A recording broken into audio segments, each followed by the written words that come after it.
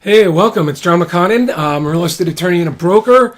And today we're going to talk about three things that go into giving yourself the best chance to sell your home for top dollar and top net. When I'm talking about top net, I mean after expenses. Most of your expenses will hold steady except for your real estate commission. So after real estate commissions, putting the most money in your pocket.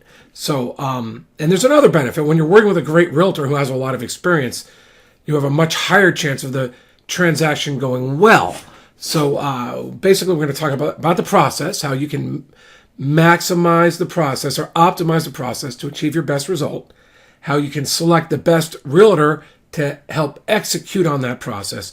And then finally, I'm going to talk to you about how you can get the top agents in your area, or really any area, in any full service, full price agent in your area, how you can have that agent work for you at discount agent prices.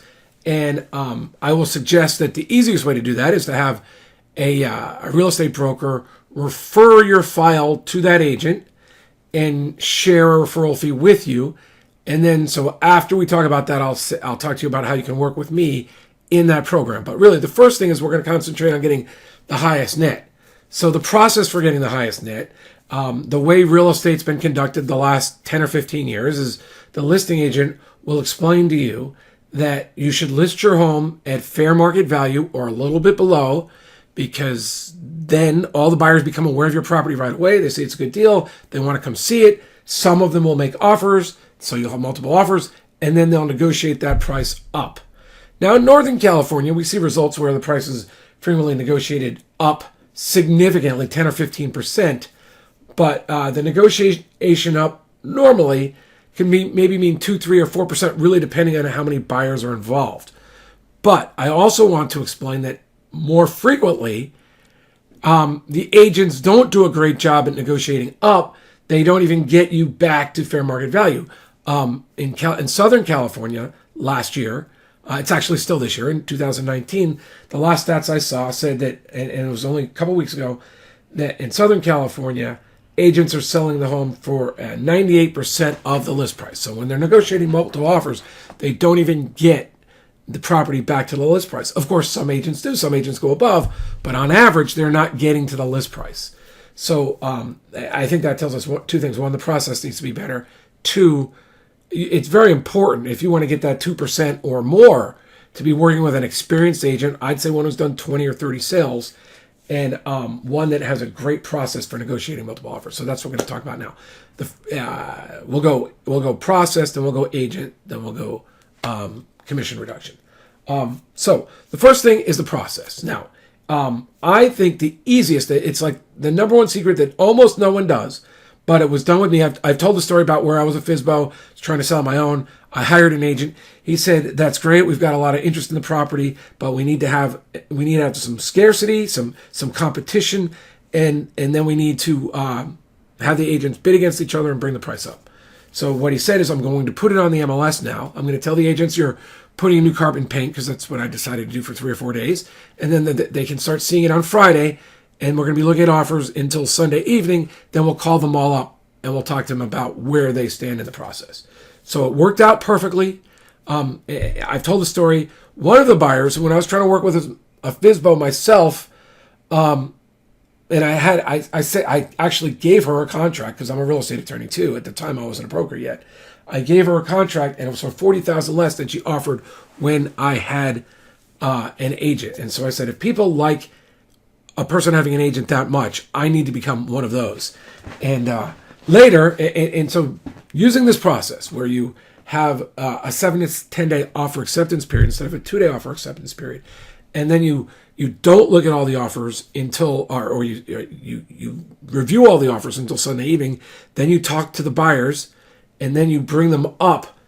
It's such a far superior process to the way most agents normally do it. Most agents will have 2 or 3 offers. They'll take them that first day or two. The buyers that are prepared to buy, they don't even give their marketing time to work. Some of the strongest buyers come in from out of town. Some of the strongest buyers get told about your property for sale by your neighbors, and because your neighbors tell them, they already frequently know that they want to live there because they're babysitting. It could be relatives, it could be friends.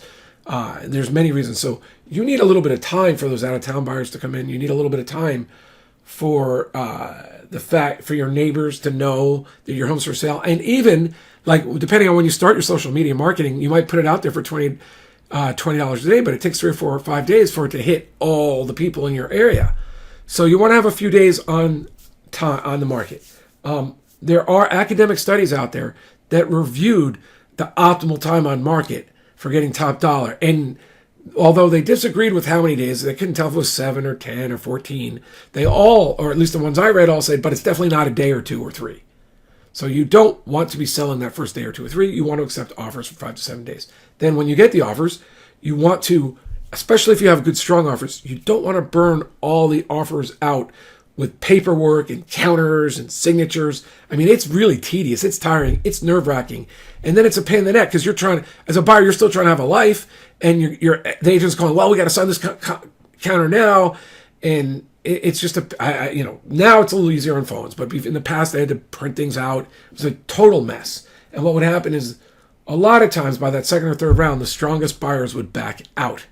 Then what would happen is sometimes you'd be negotiating with the weakest buyers, and then they couldn't qualify for the loan. They couldn't pay above fair market value, so the thing fell out. And then people call me because I'm a lawyer and say, I want out my listing contract. My agent really blew it. He or she didn't know what they were doing. So the optimal way, and the California Association of Realtors had me train realtors in negotiating multiple offers. And in the meeting, this is how you use the forms correctly. But even then I said, I don't think you should put them, you could, but I don't think you should sign this form and say, we have multiple offers and send it out to everybody. I think you should isolate your strongest buyer or your favorite buyer. One that your agent's already talked to, who's motivated to buy your home, and keep them on the sign. Just say, hey, you're our strongest offer right now.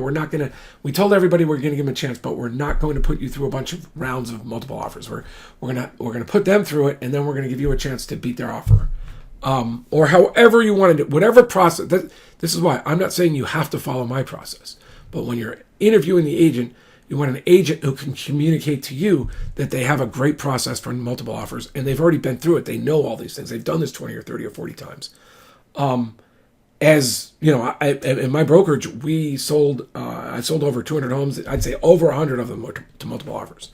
So you need an agent that's had the experience, that's thought through the process, that understands. You just don't send out paperwork and burn out all the buyers. And also you don't say final and best, especially early. I'm not going to say always, but I would never go final and best. At least so far, I've never said to myself and my client, hey, I think we're supposed to go final and best now. In a normal circumstance. We've done it in foreclosures and things like that, but in a normal circumstance. So you need a good process. You need 7-day offer acceptance period. You need an agent, and this is part of the question. We'll talk about the questions, but you want an agent that understands when you're going above fair market value. At that point, buyers might be willing to go up, but you need buyers that have showed you that they have more than 20% down in their bank account. Because if the property appraises $1 million and you're trying to get $1.1 million, the bank might lend $800,000 on $1 million property. So now, normally the $200,000 down would be enough to buy $1 million, but at $1.1 million, that buyer's going to have $300,000. So if fair market value is here and you're starting to go above it, then your agent has to work with you and explain this buyer now becomes a better buyer than that other buyer's willing to pay $50,000 more because that buyer is unlikely to qualify for your home, and we're just going to waste 2 or 3 weeks with them. So now you want to start negotiating with the strong buyer who can close, make sure they're happy, but try to get them to win. So that's why an experienced agent is so important, and it's why the agent that you hire, it cannot just be, oh, the internet told me this, send me this person, they'll do multiple offers, they're a great negotiator. No, you need to talk to your agent. You need to ask them questions that will challenge them.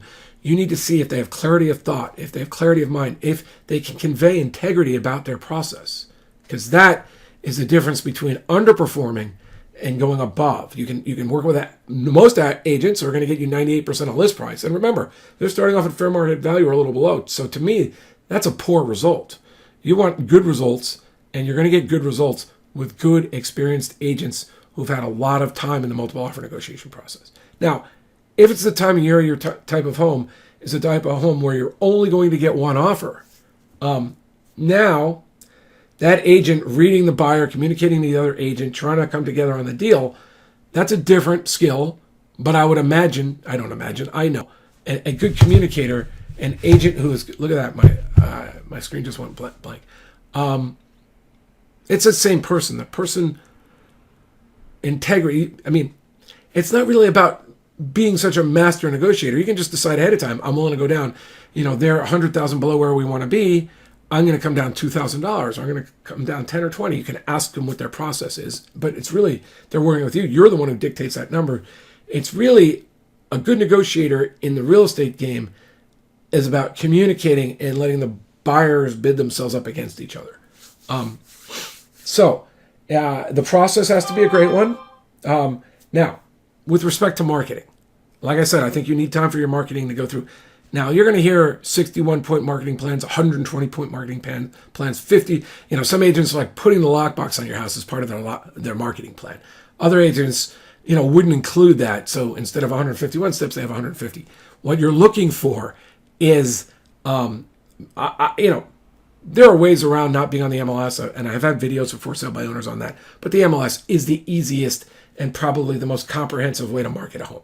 You're marketing into agents with the commissions are offering you. You're marketing to the public because it goes all over to almost every website out of the net.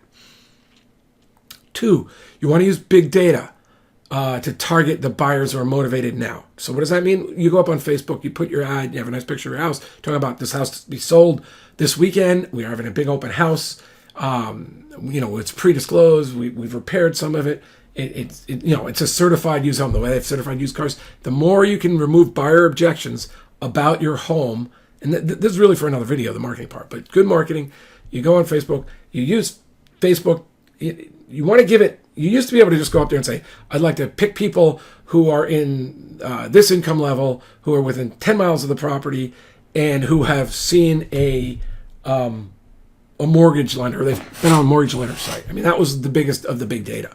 Now, Facebook's made targeting, you just have to be more vague. I think you want to get up there a few days earlier to give Facebook time to find the people that are going to be similar to the people who have already clicked on your website. So I think you need to give Facebook a few more days now. But you definitely could boost your home in your local area just so your friends see it. For instance, I did a listing for my brother who's moved to Texas. He's a golf teacher and he had to move there just a couple of weeks ago. His wife, who's on Facebook, put the home for sale. I made a little ad. I put it there, shot it over to her. She knew anyway, she posted it on her Facebook page. We got 140 people coming over to our website just for free for people who are interested. They clicked over, they interacted with the website. I made a single seller website. They clicked over. I couldn't believe it. Then I put it up on Facebook and I got something like 1,000 clicks for, I don't know, a couple $100. It was really amazing. Now, when people showed up, we had on Saturday it was a little slow. Sunday was a good amount of people came for the open house, and they're like, well, we think the condo's overpriced. It was Thanksgiving, and the market, in that price range, people were telling me, condos are up a little high right now. And since then, I had another person looking to list a condo, and I just had to tell them, hey, look, because they were where they were looking, there were just 2 new properties that came on the market, $15,000 below where they were looking. I'm like, we're going to have to wait for the market to clear. It seems like with respect to condos in San Diego, those first-time homebuyer condos are experiencing a little weakness right now. So those are things you also want to talk to your agent about. So you want to have a good process. You want to have a good social media process. You want to have good local marketing. You'd like to have time to send out flyers around the neighborhood or postcards to the homes within 100 on each side. Now, I know not everybody wants their neighbors to know, and you don't want to have a sign up, and you don't want your neighbors to know, but I'm talking about optimally. You let the neighbors know, the sign goes up, you hit the neighbor with flyers or postcards, and because local marketing is going to be where a lot of the strong buyers come from, the motivated buyers, the ones that aren't so, when I say not so price sensitive, I mean the ones who are willing to pay a little more because they want to live near the babysitting, their relatives, their friends, your club, the school, whatever. They're motivated to be in your neighbor because then your neighbors are saying, hey, live near me. Relo buyers coming in from out of town, they frequently can come down on a Friday or Saturday or Sunday. They just want to get it done. They're usually excited about a new job. They're not going to worry about $10,000 or $15,000. They're just going to pay it a lot of times. So you want to give time for this to happen. Now, the agent that you select, it sort of just comes from what I was talking about. You want an experienced agent, one that can just tell you 20 or 30 times. What I do is I go up on the internet. I see if there's agent doing a bunch of business in the area right now. I see if there's a brokerage doing a lot of business in the area. If the brokerage is there, I give them a call, have a conversation with the broker. I've had other videos where I've explained that because I've done this for friends, family. I've been referring out buyers and sellers all over the country for years. My proprietary, like there's people talking about their proprietary data. My data is find out who's doing a lot of work there, call them up, see if they seem compatible, their strategies, their ideas, their even how they speak. If I talk quickly. If my clients are talking slowly, I have to slow down. If I'm talking to a client that's very sophisticated, I want them to be working with a sophisticated seller. If I'm talking to a client that needs to be explained, that needs handling, that's nervous, I'm going to be looking for an agent that can hold their hand, but also explain to me that they have an excellent process, they have experience, they know what they're doing, and they like the idea of the home being on the market for 7 to 10 days before they negotiate offers, unless they can communicate to me why that's not a good idea in their area and how come, and what they're going to do about getting top offers. So I'm looking for someone who's going to represent the property well, communicate well with buyers agents. That's critical. And the seller, because otherwise sellers start getting nervous and they freak out.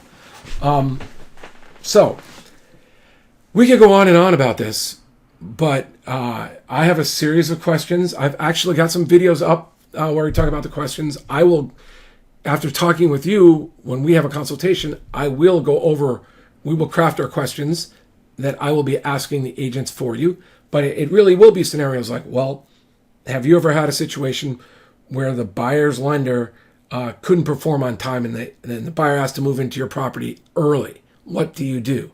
And let me just say, the answer is not, oh, well, I just get the form that turns it into a lease. That's not a great answer if the seller needs that money because they've got a down payment on another property, or they've got their future pinned on getting that money soon.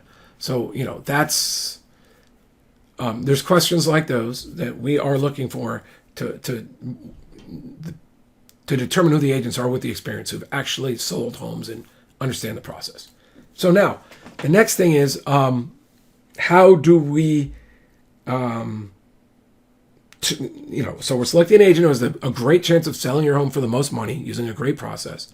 And now, how do we also help you almost ensure that you're going to get the top net in your pocket in this transaction? Well, quite simply, instead of paying full service commissions, we're going to set it up so that we seek a referral fee.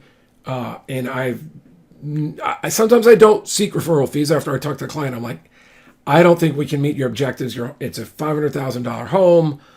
We could probably get a few thousand, but we're not going to get what you're seeking. But generally, when we're in that $600,000, $700,000, $800,000 house or up, we're going to be looking at 1/3 of the seller's listing commission or more. Quite frequently, we've asked for half, and here's why. When I talk to them, my client, I've done the lawyer work with my clients when it's a California deal. We've gone over the disclosures. I tell them my client understands the process, that they have a pretty good idea about pricing, but of course they're going to look for your input about where the listing price should be, but they've seen the comps. They are motivated to sell right now. If we've done it, your home's already been decluttered, it may be staged, maybe not, because let's say we saw there was tremendous upside for paint and carpet. I'll say they've put the paint and carpet in. We've already worked together on all this stuff.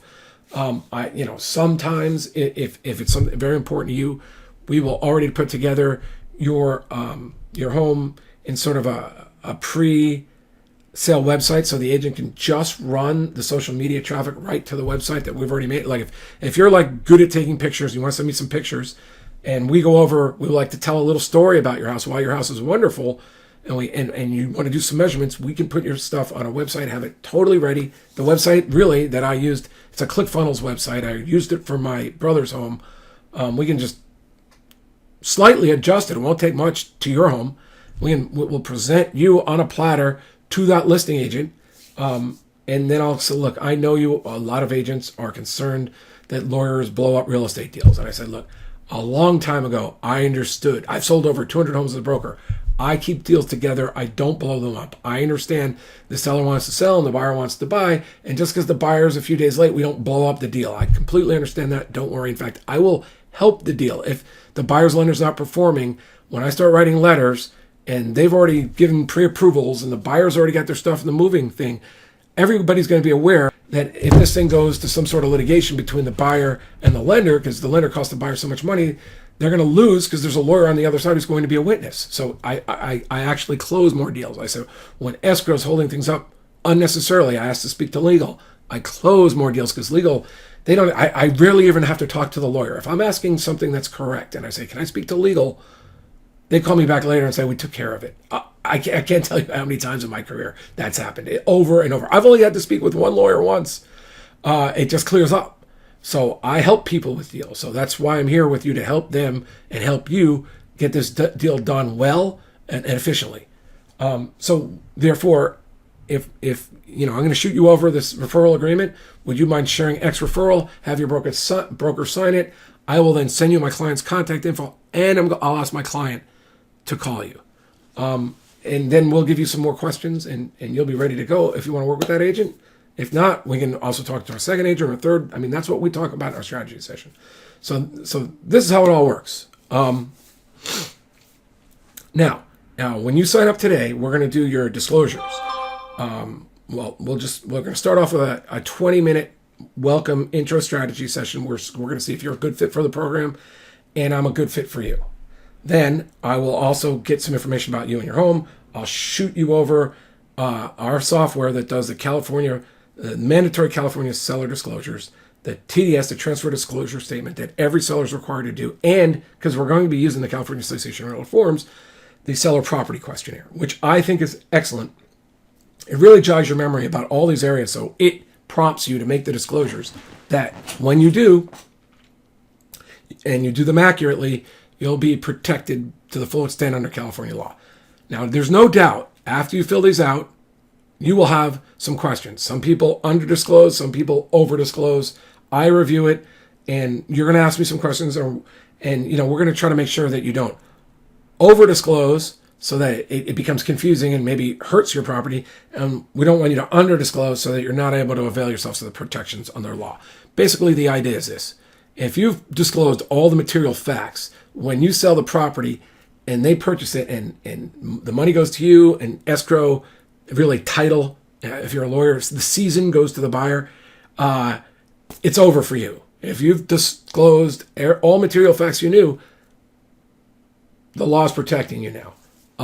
Now, if you left out material facts, it hurts you. Now, the other thing is there are some people that just don't want to admit, hey, there's something wrong with my property. Those drawers, those kitchen drawers, I taped them together, they could break.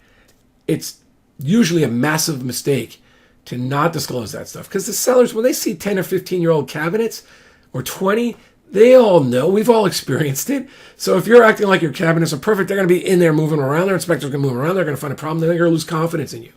So I also coach people on what the right level of disclosure is, so that it helps their sale. It actually improves. Buyers can, when they're buying a home, if you're making them feel good that they've been disclosed everything and it's confirming with what they're seeing, it makes it easier for them to buy. Another thing, this is the biggest thing there is, because at least for me, because I got burnt on this a few different times when I've sold homes. When you're in a multiple offer negotiation and you move the buyers up more than they want to go, some of them are going to be determined to win, but then they come back and every inspector finds stuff wrong with homes, and they come back and then they start asking for $10,000, $15,000, $20,000 when maybe you're thinking it's $4,000 or $5,000 at the most. And they ask for it because they think they've got 17 to 20 days into this and that you're not going to want to start the process again. So that's why I let the buyers know, hey, these are disclosures. Please make your offers considering those disclosures, because when your inspector finds these things wrong, we've repaired the things that we want to repair, and we've left these things because whatever your reasons are, and we explain it. So your offers should be considering that.